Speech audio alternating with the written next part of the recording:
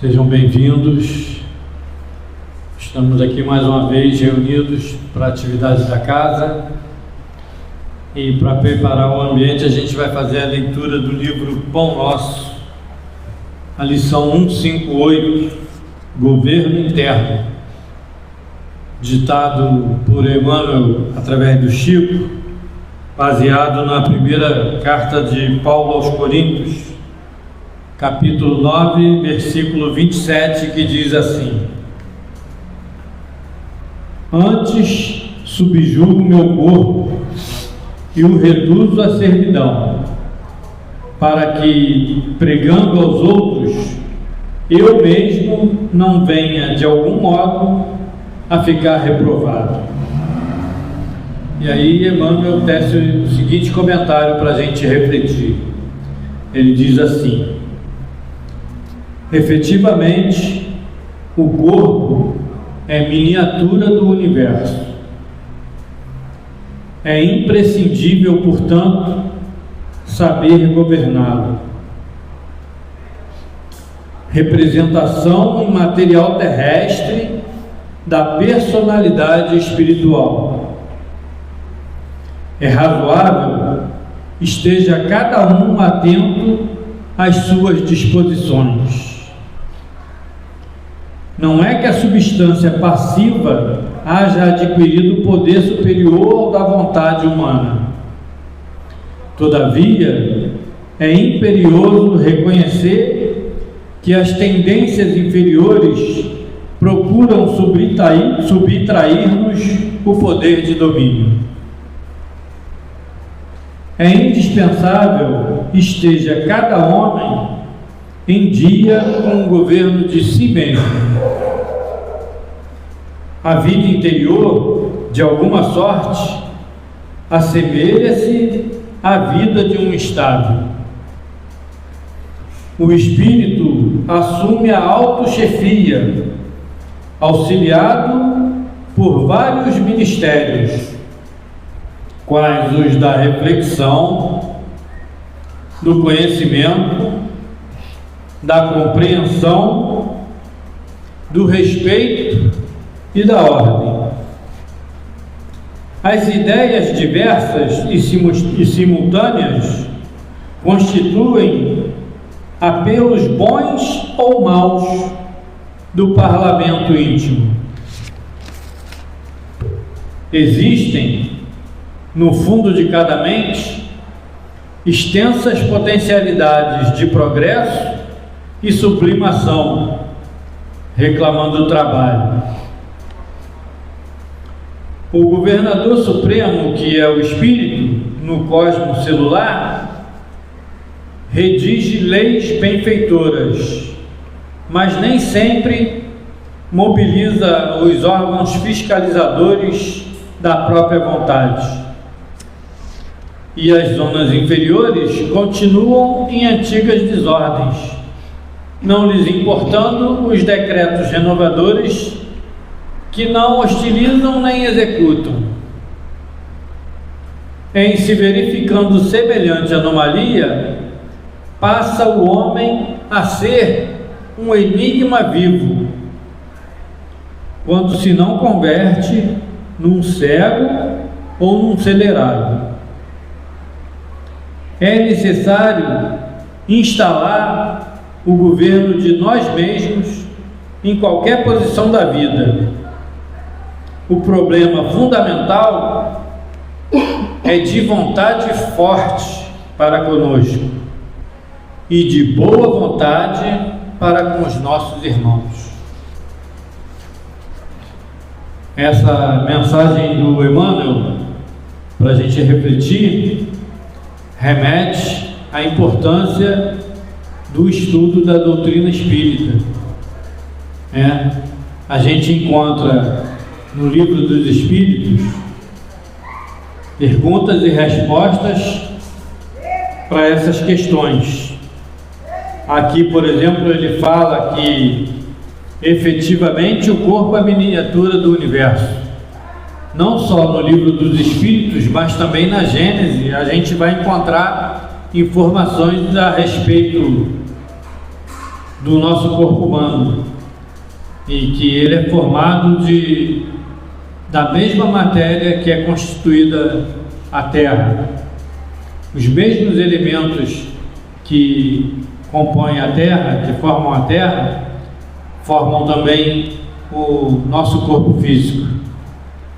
Quando a gente faz um exame de sangue, o médico avalia justamente como é que está o nível dos elementos químicos que compõem o nosso corpo, se está em equilíbrio, ou se tem alguma alteração para mais ou para menos, para fazer a correção. Ele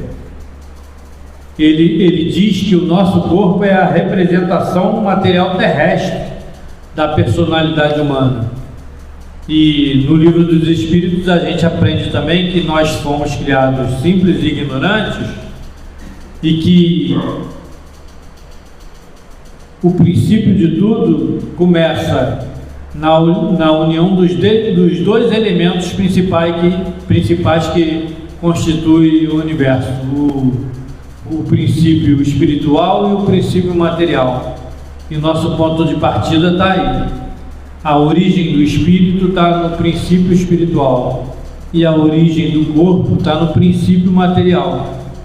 Os dois se unem, se transformam e evoluem com o tempo. O espírito se desenvolve e vai, à medida que vai vivendo experiências, vai se desenvolvendo, transformando sensações em sentimentos e sublimando esses sentimentos e adquirindo um controle emocional e intelectual de si mesmo. Enquanto a gente está nessa caminhada evolutiva, nessa caminhada e na comunhão com os nossos semelhantes, a gente vê esse esforço coletivo de todos nós no nosso comportamento. E Jesus já nos dizia que é preciso que a gente se transforme, cada um de nós se transforme e sejamos semelhantes à criança, humilde, inocente. Porque quando a gente age por impulso e se deixa levar, a gente age, às vezes, muitas das vezes, desequilibradamente. A gente não controla as emoções e a gente extrapola, se irrita e acaba agindo com raiva, com ira, com os semelhantes, de maneira desequilibrada. E o segredo da vida é a gente justamente se aperfeiçoar, adquirir o controle do nosso corpo e do nosso espírito. A gente tem visto nos dias de hoje mesmo, por exemplo, assistindo uma reportagem, uma entrevista médica. Esse mês se comemora, entre outras coisas, se comemora também, é um mês voltado para a atenção do tratamento do câncer. Então, um médico estava falando que quais são os potenciais riscos do câncer. Muito velho conhecido são os vícios, o tabagismo, as dependências químicas, mas ele deu muita ênfase atual para a obesidade.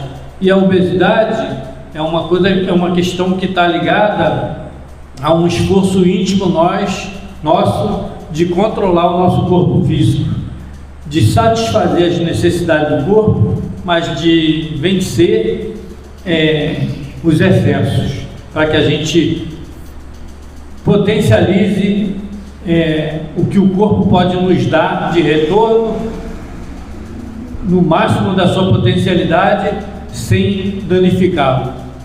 E a gente aprende na doutrina espírita também, no Livro dos Espíritos, que esse autocontrole é um esforço que a gente deve fazer, e que a gente, na atualidade, no nível que a gente se encontra, no patamar que a gente saiu de mundo primitivo, onde as nossas necessidades eram todas físicas, a gente quase não usava o raciocínio, usava o instinto para viver a vida orgânica.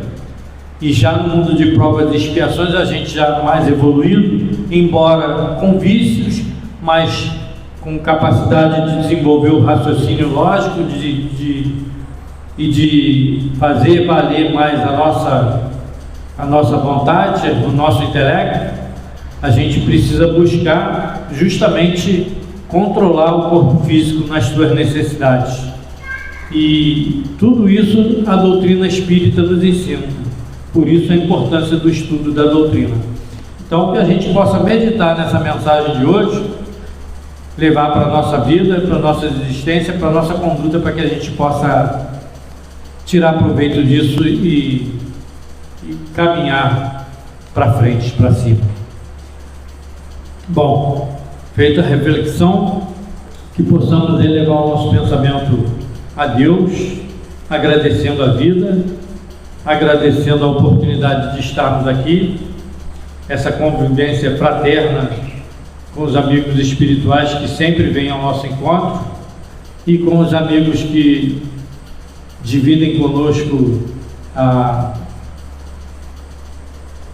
graça de conhecer a doutrina espírita. Então, que a gente possa elevar o nosso pensamento ao Mestre Jesus.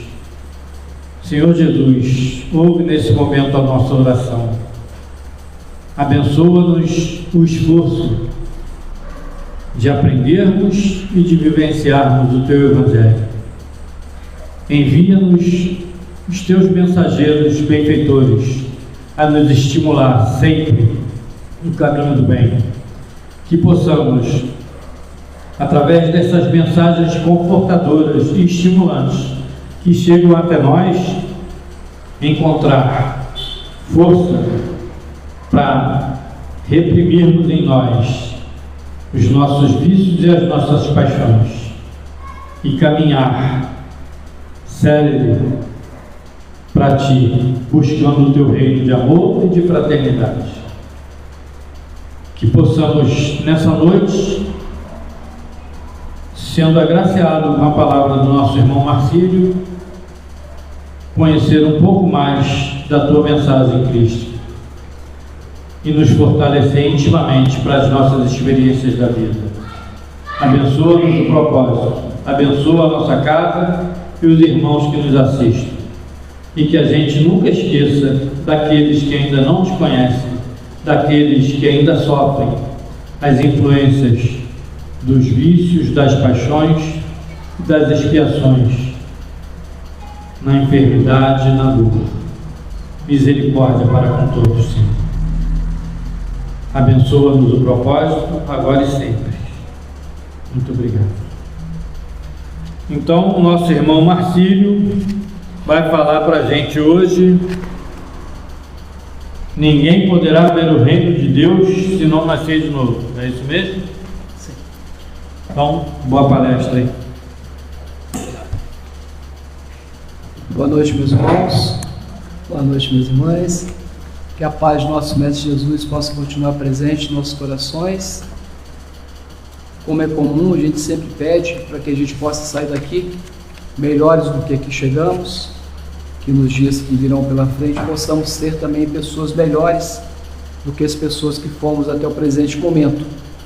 Esse é um objetivo nosso, de cada um diário, e vai de encontro à necessidade que a gente tem de tentar colocar em prática o que a gente aprende ao longo dos anos no Evangelho de Jesus, que a gente aprende nas lições que nos chegam, né? E muitas vezes nós ficamos meio confusos diante de algumas colocações. Igual o nosso tema hoje: ninguém poderá ver o reino de Deus se não nascer de novo. É um ensinamento de Jesus, é uma colocação de Jesus num diálogo dele com Nicodemos. Nós vamos falar lá na frente. Mas é um tema que está dentro da Bíblia, que é comum a todas as religiões. No Evangelho segundo o Espiritismo, está no capítulo 4. E eu faço sempre questão de falar com espíritas e também com não espíritas sobre a questão do Evangelho segundo o Espiritismo não ser nada novo no sentido de ser uma nova Bíblia, um novo Evangelho. Porque pessoas chegam para a gente e falam: mas vocês espíritas modificaram a Bíblia? Vocês espíritas inventaram textos? Não. Então tem que ficar bem claro para a gente. O fato de ser Evangelho segundo o Espiritismo não quer dizer que esse Evangelho foi modificado. Todos os temas contidos no Evangelho segundo o Espiritismo estão dentro da Bíblia, inclusive esse de hoje. E quando nós somos questionados sobre essas questões, a gente vai falar da reencarnação. Quando nós somos questionados por algumas pessoas de diversas religiões sobre a questão da reencarnação, se nós formos procurar na história, nós vamos ficar sabendo que até o ano 553 do nosso calendário atual, a Igreja Católica, ela era reencarnacionista. A reencarnação fazia parte da doutrina católica. Então houve um conselho, um bispado, onde foi retirada da doutrina católica a reencarnação. Isso é histórico. Se a gente procurar, hoje está muito mais fácil, né? Se a gente procurar na internet, nós vamos ter uma noção mais profunda. Agora, o porquê que foi retirado? Quais os interesses? A verdade é essa, quais os interesses, né? Porque é muito comum nos dias de hoje, eu costumo falar, né? As meninas vão entender. Tenho certeza que a senhora já falou diante da sua experiência, sim. Na próxima vida eu quero ser homem. Já falou? Já falou também? Já falou também, viu? 100% das meninas aqui presentes já disseram: na próxima vida eu quero ser homem. Porque intimamente o ser humano, nós seres humanos, já temos esse sentimento de termos vivido outras vidas, de termos várias encarnações anteriores a essa nossa atual. Mas fica aquela dúvida, né? Como assim? Por que que é? Por que que não deixa de ser? Então, talvez, para não gerar dúvida, para não gerar polêmica, para não gerar questionamentos, é mais fácil o quê? Retirar. Então, olha, não vamos falar mais disso. Ponto final. Mas nós espíritas, faz parte da nossa doutrina falar sobre a reencarnação. E eu tenho uma amiga, ainda hoje, que durante um bom tempo ela viveu na dúvida sobre a reencarnação. Até um dia que ela se converteu à igreja evangélica, mas continuou sendo minha amiga. E um dia, a gente conversando, ela perguntou, falou: uma das coisas que eu ainda tenho dúvida, mesmo sendo evangélica, é sobre a questão da reencarnação. Aí eu falei com ela assim, falei: Deus, que é nosso Pai, que é nosso Criador perfeito, será que Ele vai nos dar apenas uma oportunidade da gente fazer tudo certo e da gente errar tudo? Ela: acho que não. Eu falei: eu tenho certeza que não. Porque a gente que é imperfeito, nós somos imperfeitos. Nós queremos ver um filho nosso sofrendo eternamente? Não queremos. Então aquela doutrina de quem é bonzinho vai para o céu e quem é ruim vai para o inferno, não é isso que a gente aprendeu durante um bom tempo? Fica meio confusa, controversa, a partir do momento que a gente entende um Deus bom, justo, misericordioso. Aí eu dei o exemplo para ela. Eu falei, vamos supor que uma mãe viu aquele filho ser assassinado. Fez escolhas erradas, a vida dele não foi regrada e ele foi assassinado. Então, no que durante muito tempo foi passado, aquele espírito vai para o inferno, sofrer eternamente, né? Todas aquelas torturas, todas aquelas punições. Aquela mãe, a partir do momento que ela também desencarne, sendo uma pessoa muito boa, com a vida boa, ela não vai para o mesmo local que ele, porque todas as religiões pregam a vida espiritual, todas. Então ela vai para um outro local. E ela vai querer ver aquele filho gerado por ela, criado por ela com amor e carinho, eternamente sofrendo? Óbvio que não. Deus, que é perfeito, ele também não vai querer ver o filho dele sofrendo eternamente. Então vai dar a ele uma nova oportunidade. Daí a necessidade da gente compreender o que é a reencarnação. Só que aquele corpo, como o Rogério bem colocou aqui, é um corpo material. Então aquele corpo já não existe mais. E aquele corpo é feito de quê? De carne. Então ele vai ter a oportunidade de reencarnar. São termos usados para a gente poder compreender. Uma nova oportunidade, uma nova vida, reviver, reencarnar num outro corpo, mesmo espírito, num outro corpo, para poder resgatar, para poder ter uma nova chance de fazer diferente e daí começar o seu processo evolutivo. Aí eu explicando isso para ela evangélica, ela falou, dessa forma fica mais fácil de entender. Eu falei, a partir do momento que a gente queira entender. Se a gente não quiser entender, não adianta. E nós não estamos aí também para discutir, nem impor verdades ou certezas na mente de ninguém, simplesmente para fazer com que a pessoa reflita e chegue à sua conclusão. A diferença básica aí que entra também. Muitas pessoas, principalmente nos primórdios do cristianismo, acreditavam na reencarnação como se fosse a ressurreição. Então está ali a diferença, né? A reencarnação é a volta da alma ou espírito à vida corpórea, mas em outro corpo especificamente formado para ele e que nada tem em comum com o antigo. Isso é a reencarnação.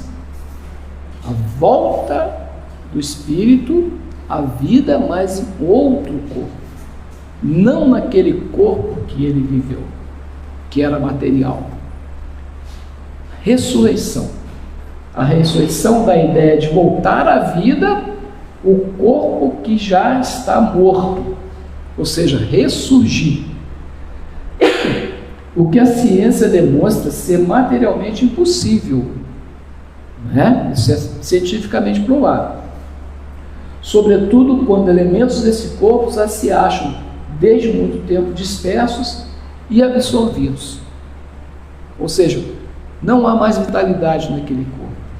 Então a ressurreição cai por terra. Algumas pessoas falam, mas e Lázaro? Só para a gente fazer uma parte. Lázaro que Jesus ressuscitou. Na verdade, Jesus não ressuscitou porque Lázaro não havia desencarnado. Ele estava num processo de letargia. Tanto que Jesus manda abrir o sepulcro, porque ele sabia. E todos falavam, não, mas ele já morreu, ele já morreu. Abre. Médium que era, conhecedor das coisas espirituais e materiais, muito além da nossa compreensão, o que Jesus fala? Abre, tira a pedra e manda Lázaro levantar, levanta-te e anda. E foi considerado um milagre. Mas ele deixa claro que aquilo não era um milagre, era um fato natural. Ele não trouxe a vida. Ah, mas tem aquela menina, filha de uma liderança forte, que estava também, né, morta praticamente. Jesus a ressuscita. Não é assim também. Ele simplesmente traz à vida um ser humano que não havia ainda desencarnado. Na história de Paulo de Tarso, Lucas, que era o seu seguidor, que se tornou evangelista, Paulo estava preso. Tinha um prefeito de Roma que tinha uma filha que estava também num processo de fim de vida, quase morta, e esse prefeito desesperado vai até Paulo e pede ajuda a Paulo por saber que ele curava. E Paulo, sabendo que aquele prefeito também estava com entreveiro com Lucas, que Lucas ia visitá-lo na cadeia, ele fala para o prefeito: olha, Lucas, que vem aqui, é médico, confie a ele a sua filha. O prefeito então vai até Lucas, conversa com ele, e Lucas então dá a ele o endereço onde os cristãos estavam escondidos, para que ele fosse lá buscar o remédio necessário para a cura da filha dele. E ele fala com o prefeito assim: da mesma forma que o senhor está me confiando na vida da sua filha, eu estou lhe confiando a vida de várias pessoas. Então, quando o prefeito chega lá, aquelas pessoas ficam apavoradas, vão ser presos. Mas o prefeito então chora e fala que está sendo enviado por Lucas para buscar o remédio para curar a sua filha. E ele leva então o remédio até Lucas, e Lucas pede a ele a espada. Aí ele fala: você vai matar a sua filha. Ele fala: você quer que ela viva? Me dê sua espada. Então ele faz um corte. Médico que era, sabia o que tinha que ser feito. Ele faz um corte e faz com que aquele sangue que estava ali seja estancado. Aí ele aplica a medicação, faz a sutura e a menina volta a viver. Foi milagre? Foi milagre. Foi ressurreição? Não foi ressurreição. Só que naquela época a medicina não era avançada como hoje. Então para eles era considerado milagre. Então várias situações que os antigos acreditavam que era ressurreição, não era, porque cientificamente é provado que o corpo, depois de já ter acabado toda a sua vitalidade, não pode ser trazido de volta à vida. E Jesus mesmo falou: não vim destruir as leis, e sim cumpri-las. Então, se ele tivesse, vamos assim dizer, tivesse o poder de trazer de volta algo que já não tivesse vitalidade, seria algo fora da lei divina. Ele tinha o poder da cura, o poder do magnetismo, mas não dessa forma de ressurreição, de fazer ressurgir. Ficou claro, gente? Porque Jesus muitas vezes, quando cura, quando faz os milagres, o que ele falava para a pessoa? Tua fé lhe curou. Ele não trazia para ele os méritos daquela cura, daquela obra. Mas é muito mais fácil a gente acreditar no sobrenatural do que acreditar no racional. E a reencarnação, ela é uma lei natural. Mas longe de nós, como nós falamos, querer provar para algumas pessoas. Eu digo que as crianças são o exemplo mais fácil da gente entender e aceitar e compreender a reencarnação. Eu tenho uma amiga, isso tem anos, A filhinha dela, novinha, ela chegou para mim um dia desesperada e falou assim: Marcílio, eu estou desesperado com a minha filha. Eu falei: por quê? Eu fui chamar a atenção dela, ela tinha uns 6 aninhos, hoje já deve estar com seus quase 30, essa filhinha dela. Eu fui chamar a atenção dela e ela, com o dedinho em riste, falou para mim assim: você pode me chamar a atenção porque você é mais velha que eu nessa vida, mas como espírito eu sou muito mais velha que você. Uma criança de 6 anos falou isso na época. E a mãe católica nunca havia falado de espiritismo com aquela criança, e a criança ainda falou assim, de uma forma com autoridade: em espírito eu sou mais velha que você. Eu falei: ela está certa, porque essas crianças que estão aí, elas são muito mais evoluídas que a gente, principalmente na questão tecnológica de inteligência.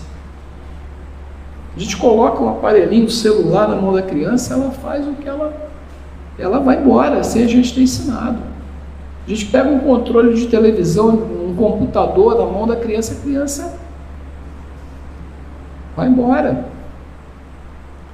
Na Copa do Mundo, que foi no Brasil, foi 2014, foi do 7-1, foi 2014? Foi, não foi? No Brasil?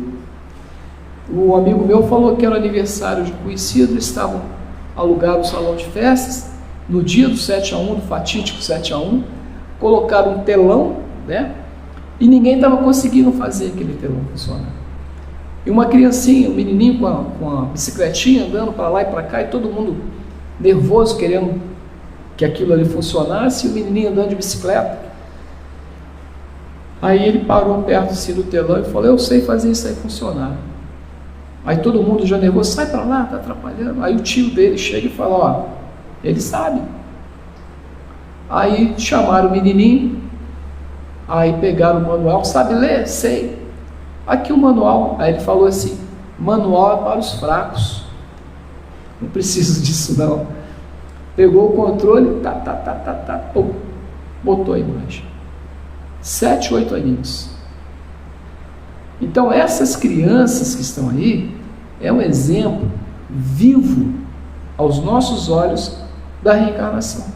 São espíritos que já viveram várias vidas, estão aí.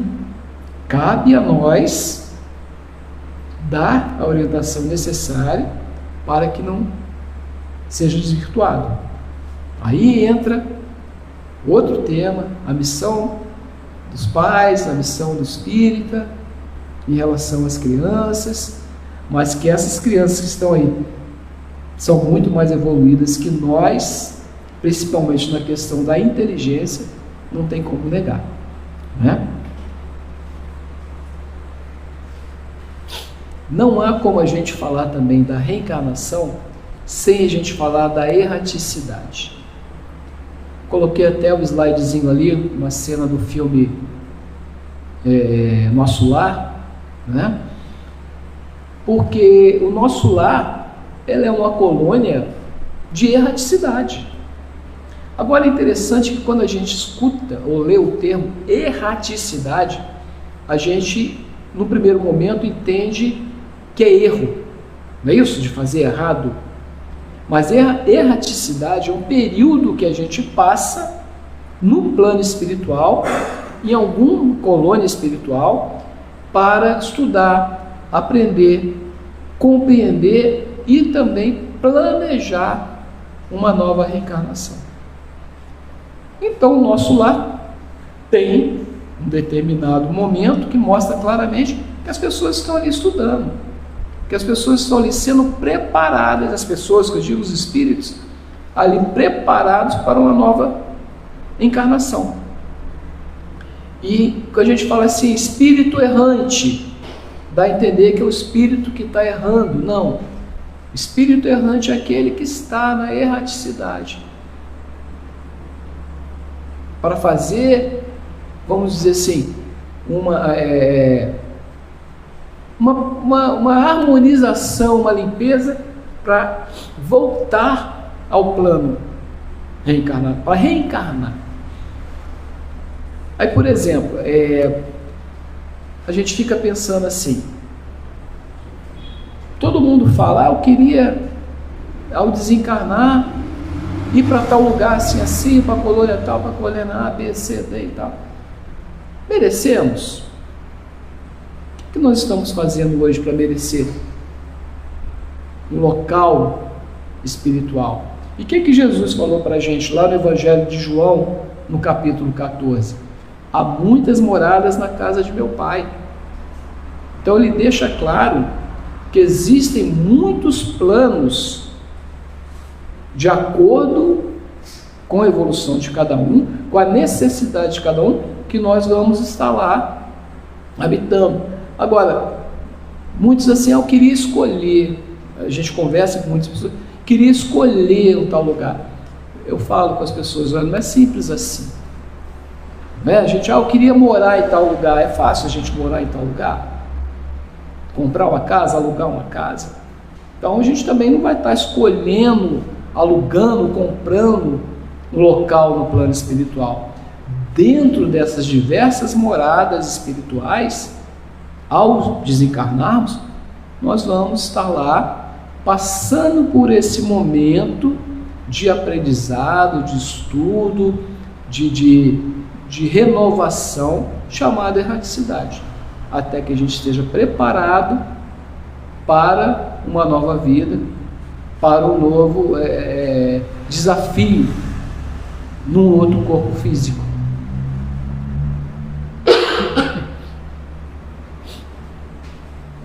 Aí os nossos amigos de outras religiões muitas vezes nos questionam, como nós falamos no início, que a doutrina espírita é toda ela baseada na Bíblia. Então muitos questionam assim, mas já que vocês falam tanto da reencarnação, onde tem na Bíblia passagens que falam da reencarnação? Aí, se a gente procurar, nós vamos achar várias. Eu trouxe aqui algumas só para a gente poder refletir. Lá em Mateus, no capítulo 17, versículo 10 a 13, também a mesma passagem do Evangelho de Marcos, capítulo 9, de 11 a 13, finalzinho. Então os seus discípulos compreenderam que fora de João Batista que ele falara. E mais abaixo do Evangelho de Mateus, capítulo 11, versículo 14, e se o quereis reconhecer, é ele mesmo é Elias que estava por vir, ele mesmo João Batista. E só para completar, irá diante do Senhor no espírito e poder de Elias para converter o coração dos pais dos filhos, converter os desobedientes à prudência dos justos e habilitar para o Senhor um povo preparado. Evangelho de Lucas. Então, Mateus, Marcos e Lucas. E novamente Mateus, Jesus afirma com todas as palavras: se quiseres compreender o que vos digo, ele mesmo é Elias que há de vir. Ouça aquele que tiver ouvidos de ouvir. Vamos lá. Elias e João Batista. Vamos dar uma pincelada. Jesus estava falando de Elias. Os seus discípulos então começam a conversar com ele e começa a se falar de João Batista. O que Jesus fala sobre João? Primeiro virá Elias, depois virá o Filho do Homem, e farão o mesmo com ele. Ou seja, ele estava falando de Jesus, ele falando dele. E vocês, vulgarmente falando, não o reconhecerão. Então no finalzinho ele fala, e é ele mesmo, João Batista, o Elias que havia de vir. Então ele falava de Elias, que voltaria para restabelecer todas as coisas, e eles não reconheceriam, e depois ele afirma, é ele mesmo, Elias, João Batista, o Elias que havia de vir. E os discípulos entenderam, está ali escrito na Bíblia, que eles entenderam que quando ele falava de Elias, era de João Batista que ele estava falando. Quando ele fala ali no Evangelho de Lucas, irá adiante nele o espírito de Elias, Olha outra coincidência. Isabel, que é a mãe de João Batista, ela era prima de Maria, mãe de Jesus. Já de idade, seu marido também já de idade, não entendia, não pensava em ter filhos, e ela engravida. O mesmo anjo, o anjo Gabriel, que anunciou o nascimento de Jesus, é o mesmo anjo que anuncia para Isabel o nascimento de João Batista, primo de Jesus, que veio antes de Jesus, e fala para ele: irá nele, no seu filho, o espírito e poder de Elias. Então Elias nasce primeiro, é criado, vai para o deserto, tem os seus seguidores, começa a preparar, vamos dizer assim, o terreno para que depois Jesus viesse com o seu evangelho. E por que ele era chamado João Batista? Porque ele batizava as pessoas. E ele pregava a palavra de Deus, conhecedor da palavra de Deus naquela época. A outra coincidência: Elias, o profeta, ele assassinou 400 sacerdotes num local chamado Baal. Ele cortou a cabeça desses sacerdotes com a sua própria espada. Como que João Batista veio desencarnar? A gente lembra? Foi pedido a sua cabeça por Salomé numa bandeja de prata. Olha a lei da causa e efeito, não é? Mais na frente, nessa questão também de Elias e João Batista, Jesus, quando foi batizado, ele faz questão de ser batizado por Elias, e ele deixa claro, João Batista deixa claro para ele que ele não era digno de batizar, mas Jesus, na sua humildade, fala: não, quero ser batizado por você, porque eles já sabiam, vamos dizer assim, das suas missões. E a gente fica pensando assim: se está na Bíblia, se está escrito, se Jesus falou, afirmou, se havia já esse entendimento, por que ainda gera polêmica e discussão? A questão do cego de Siloé, o cego de nascença, que a população toda conhecia aquele cego, e ele então vai até Jesus, levado até Jesus. Jesus mistura saliva com areia, passa nos olhos do cego e manda ele lavar os olhos, ele começa a enxergar. Então todo mundo fica maravilhado com aquele milagre, com aquela cura, e ele era cego de nascença. Então os seus apóstolos perguntam para ele: mestre, ele é cego, veio cego nessa vida? Olha o que eles perguntam, está na Bíblia, gente. Por pecados que ele cometeu antes de nascer? Olha essa pergunta. Por pecados que ele cometeu antes de nascer? Ou seja, como que alguém pode cometer um pecado antes de nascer? Certo? Porque ali deixa claro que eles compreendiam, entendiam e conheciam uma vida anterior a essa. E Jesus deixa claro que aqueles pecados são deles. Ele fala: os pecados são deles, os pecados são dele. Então, e ele é taxativo: ouça aquele que tem ouvido de ver, ouvido de ouvir e olhos de enxergar. Numa outra passagem, que é até a passagem que dá título à nossa reflexão da noite, ninguém poderá ver o reino dos céus se não nascer de novo, é uma conversa de Jesus com Nicodemos. Aí é bom a gente falar do personagem do homem Nicodemos, que era um fariseu. Os fariseus eram como se fosse uma seita religiosa muito respeitada. E Nicodemos era um desses principais líderes espirituais daquela seita. Mas Nicodemos ficou sendo simpatizante da doutrina de Jesus, assim como Gamaliel, que mais à frente torna-se o mentor de Paulo de Tarso. Então Nicodemos, sendo esse líder importante, o que acontece? Ele, na Bíblia, no relato bíblico, ele vai ter com Jesus essa conversa, ele vai procurar Jesus à noite, ou ele vai às escondidas, para que ninguém visse ele à luz do dia conversando com Jesus. E ele então chega diante de Jesus e ele fala, que é claro, é nítido para ele, no entendimento dele, Nicodemos, que Jesus era um homem enviado de Deus, por tudo que ele fazia. E começa a conversar com Jesus sobre várias situações. Em determinado momento, ele fala sobre o reino de Deus. E Jesus fala para ele isso.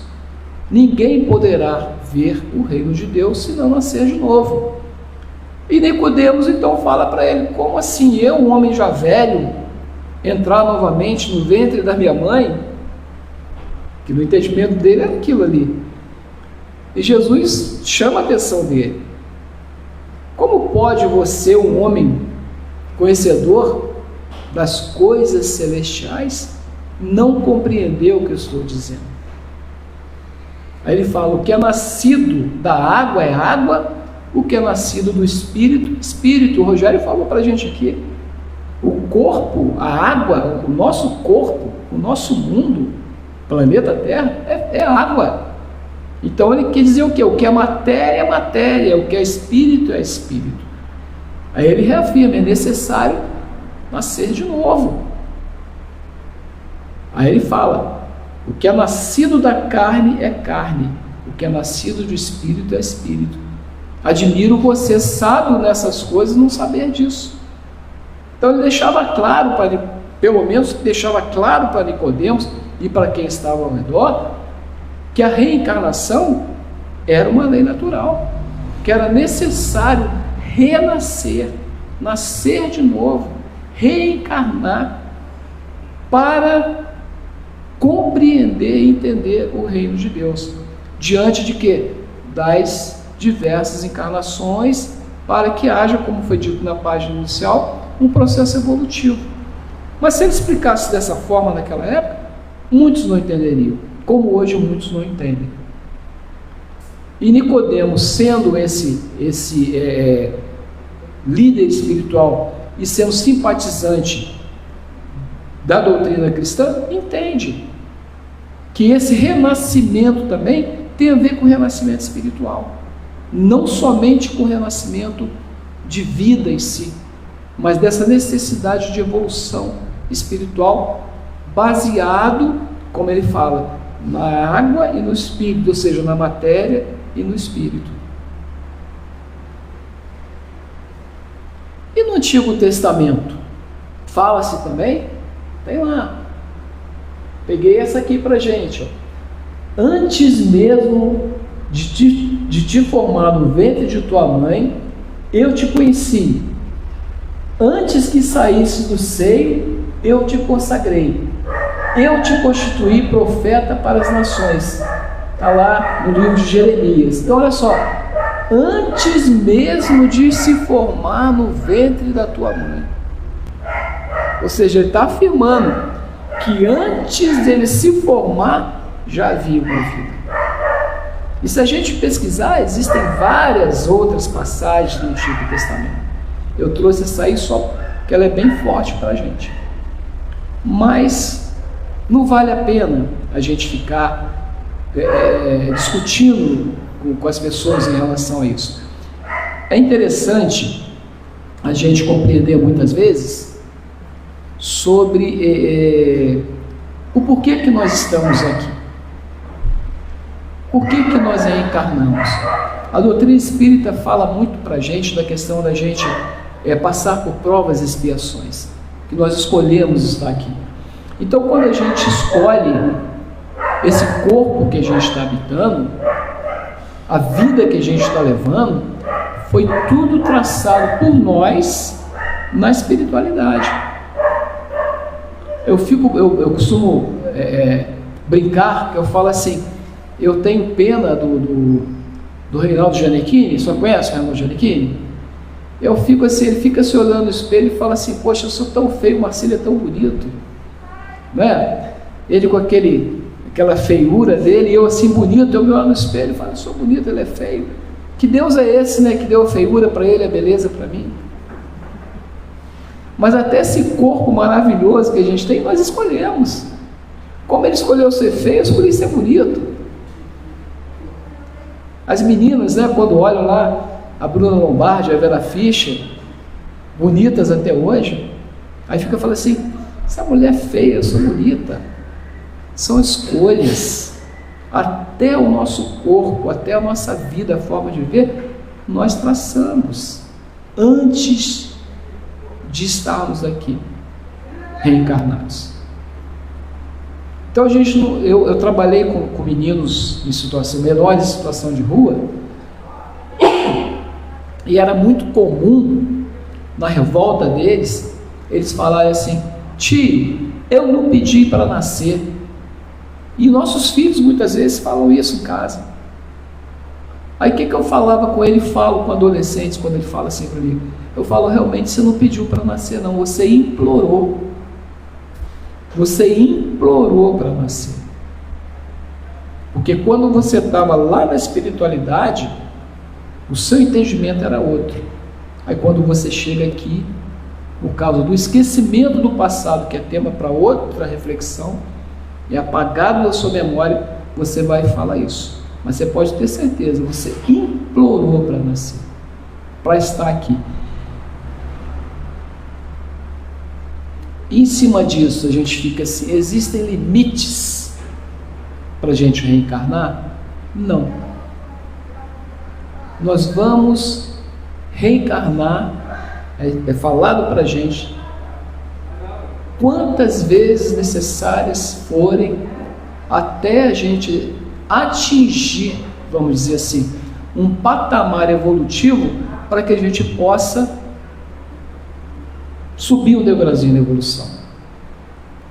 Ah, mas eu vou voltar para a Terra, é aqui na Terra que eu vou cumprir todas essas minhas encarnações? Não. Não é dito para a gente também que não há mérito nenhum em voltar para a Terra. Mas também não é demérito, vamos analisar dessa forma. Que a gente pode estar pensando assim, poxa, então se eu voltar para a Terra eu estou regredindo. Não, nós não regredimos, de forma alguma. Só que nós só vamos sair desse plano a partir do momento que a gente já tiver subido um degrauzinho para que a gente possa ir para um plano melhor. Mas a Terra não está passando por um processo de transição que vai virar um planeta de regeneração? Não seria mérito ficar aqui? Vai da escolha de cada um, vai da necessidade de cada um, da missão de cada um, da gente poder estar aqui ajudando, amparando, trabalhando em função da melhoria do planeta também. Agora, não há um limite traçado, eu vou reencarnar 10 vezes, pulando 5, outro 8, outro 10, outro 100. Quantas vezes necessárias nós vamos reencarnar? É igual a escola, né? Se a gente está ali estudando, faz a prova, se não atingiu a média, o que acontece? Nós vamos ter que repetir de ano, não é verdade? Até a gente aprender. E dessa forma também são as nossas encarnações. Enquanto a gente não aprender, a gente vai estar reencarnando aí, encarnando, até a gente chegar nesse processo. E a gente pensa assim, mas eu tenho necessidade, isso está tudo no Evangelho segundo o Espiritismo, tá, gente? No Evangelho, no capítulo 4. Mas aí eu tenho necessidade de reencarnar. Como é que é essa necessidade? Quantas são as reencarnações de uma pessoa? Nós não temos um número exato de quantas encarnações uma pessoa, um espírito já teve. Se alguém chegar para a gente e falar, fulano reencarnou tantas vezes, não podemos acreditar. Temos que ter muito cuidado com algumas psicografias, entre aspas, negrito, sublinhado, com algumas mensagens que as pessoas nos passam, porque existe muita mistificação também. Então não tem como afirmar, Divaldo Pereira Franco teve várias encarnações, Chico Xavier teve várias encarnações. Não é assim que funciona. Então temos que ter isso bem claro para a gente. Quantas são as encarnações de uma pessoa? Não temos como afirmar. Quantas encarnações eu já tive? Não sei. Não sabemos. Mas fulano é uma pessoa muito espiritualizada, já está num patamar evolutivo muito bom, já está purificado, já deve ter reencarnado várias vezes. Quantas foram? Não sabemos. A partir daquele momento que nós falamos que não existem limites para a reencarnação, também não podemos afirmar quantas ainda teremos. Vai ser de acordo com a necessidade que cada um de nós vai ter. Existem níveis diferentes de evolução, de aprendizado. Quando a gente fala aprendizado e evolução, não tem a ver com conhecimento do ABC, da matemática, da química, da ciência, da faculdade. Não é isso, a gente fala da questão do conhecimento, da maturidade da vivência espiritual, que nesses momentos evolutivos fala mais alto do que aquilo que a gente aprende ao longo da nossa existência, vamos dizer assim, acadêmica. Que muitas vezes não, na maioria das vezes, quando a gente fala na questão espiritual, existem pessoas que são leigas, mas que a evolução espiritual é muito maior do que aqueles que têm mestrado, doutorado e outros títulos. A gente vê isso muito acontecer. Não estamos aqui julgando, isso é fato. Para a gente encerrar, a gente deixa essa pergunta, essa reflexão. A reencarnação, ela é uma bênção ou é um castigo? A resposta é essa: a reencarnação é prova da justiça divina. Então, uma historinha rápida, para a gente entender. Tinha até uma outra, mas não vai dar tempo, mas fica aí como dever de casa. A gente procurar no YouTube, a gente procura lá, Fronteiras do Desconhecido, a reencarnação de Adelino. É um episódio, até não está muito boa a qualidade, mas dá uma visão interessante. Fronteiras do Desconhecido é um programa da extinta Rede Manchete, e esse episódio, a reencarnação de Adelino, é retirado de um dos casos de Chico Xavier, e é uma história muito interessante sobre reencarnação. Mas vamos falar uma outra rapidinho para a gente completar, em relação a gente entender que a reencarnação é uma bênção. Tinha um rapaz que nasceu cego, surdo e mudo e sem os dois braços. Cego, surdo e mudo sem os dois braços. E tinha sua mãe, que era quem cuidava daquela criatura. E mesmo ele sendo cego, surdo e mudo sem os dois braços, ele tinha vários problemas de saúde. E ele estava caindo, ele não conseguia parar em pé. E foi levado aos médicos. E os médicos falaram para a mãe: olha, ele vai ter que amputar as pernas. Aí a mãe fala assim: ele cego, surdo e mudo, sem os dois braços, vai ter que amputar as pernas. Aí eles falam: sim. E ela então vai até Chico Xavier. Fala: eu quero uma resposta dos médicos espirituais, que os médicos terrenos já me falaram. E Chico Xavier fala a ela: sim, ele vai ter que amputar as pernas e vai ser uma bênção para ele. Quando eu vi essa história, no primeiro momento eu falei assim: cego, surdo e mudo sem os dois braços, ter que amputar a perna, vai ficar o quê? Um pedaço de carne. Isso é muito cruel aos nossos olhos. E Chico Xavier fala que é uma bênção. Mas aí vem a conclusão da história. Aquele espírito, todas as encarnações anteriores, ele havia cometido suicídio. E nessa encarnação, a única forma que a espiritualidade encontrou de fazê-lo levá-lo até o fim da sua vida, era amputando as pernas. Porque mesmo com todos os problemas, mesmo cego, podendo andar, ele estava procurando se jogar embaixo de carros e se jogar de precipícios. A mãe começa a chorar e entende o propósito, entende a missão, entende a bênção. E ela era um espírito que tinha a missão de resgatar junto a ele, para ajudá-lo a passar por esse processo, para começar um processo evolutivo diante de tantas atrocidades que ele cometeu com ele mesmo, o corpo físico dele em encarnações anteriores.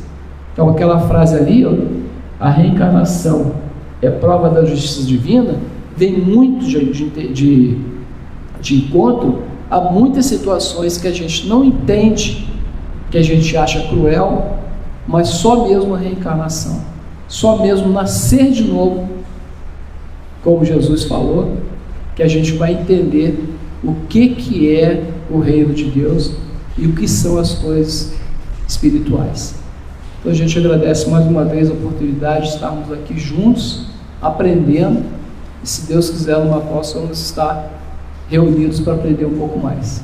Eu vou falar para o nosso irmão.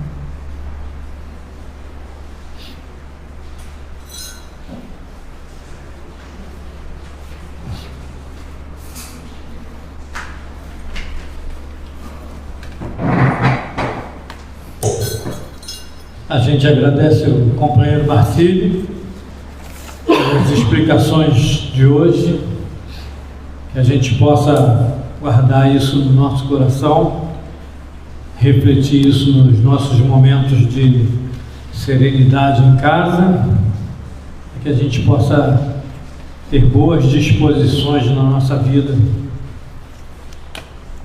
E para encerrar, a gente vai lembrar as atividades da casa, né? Segunda-feira pela manhã, o passe espírita. À tarde, as reuniões privativas mediúnicas. E a partir do dia 23 próximo, a gente já começa o estudo sistematizado da doutrina espírita. Relembrando aos amigos que se inscreveram, a partir do dia 23, então, às 19 horas. E aqueles que ainda tiverem interesse, ainda dá tempo ainda de se juntar a nós. Na terça-feira, a cargo da Solange também tem o estudo mediúnico, mas a gente está pensando em unificar tudo na segunda. E na quarta-feira, como hoje, palestra mediúnica 19h30. No sábado pela manhã, nós temos a atividade do sopão. No sábado à tarde, também a gente vai começar, depois do carnaval também, a evangelização infantil e da juventude. A gente também gostaria de aproveitar e convidar a todos os frequentadores da casa, a todos aqueles que simpatizam com a doutrina, que possam se sentir motivados para exercitar o lado espiritual da vida e buscar, através de uma atividade na casa, começar a desenvolver as aptidões espirituais. Então, que possa começar a vir ajudar na casa, nas atividades da casa, tá? No domingo, às 9 horas da manhã, as palestras públicas também. E, em particular, esse mês de fevereiro, a Associação Espírita Discípulo de Allan Kardec está completando 75 anos. E as palestras desse mês são comemorativas. Então, no próximo domingo agora já vai haver a primeira palestra comemorativa. Estão todos convidados, até os companheiros que nos assistem virtualmente, aqueles que tiverem possibilidade, que venham se juntar a gente aqui na casa para a gente comemorar esses 75 anos e que a gente possa se unir no esforço maior de fazer com que a casa produza cada vez mais. Bom, então é isso que a gente tinha para falar. Agradecer mais uma vez o Marcílio. No dia 8 será a Ana Scarnavache. Ela é lá de Resende e a palestra dela é Jesus, Mestre e Guia. Então, que a gente possa elevar o nosso pensamento a Deus e a Jesus, agradecer a oportunidade de mais esse somatório de experiência através dessa palestra, agradecer a oportunidade de estarmos aqui aprendendo, agradecer a Jesus a vida, as experiências, que a gente possa, na compreensão do seu Evangelho, compreender tudo que a gente experiencia na vida, para se sair fortalecido e conseguir cada vez mais se aprimorar. Pedir a Jesus e aos Espíritos mais esclarecidos que levem conforto e paz àqueles que sofrem nos hospitais, nas casas de reclusão, ou mesmo em casa, todos aqueles que passam por dificuldades, sejam elas morais, sejam elas físicas, que possam receber o conforto da bênção de Jesus. Pedimos pelos nossos governantes, por toda a humanidade, por essas atribulações da atualidade, que a gente não perca a fé e que a gente possa fazer a nossa parte e que a gente possa ser exemplo. Jesus querido, muito obrigado. Despeça-nos em paz, que a espiritualidade amiga seja conosco e que possamos, da nossa parte também, nos esforçar no caminho do bem e do amor. Muita paz a todos. Aqueles que necessitarem, permaneçam em silêncio e oração pelo Passo Espírito.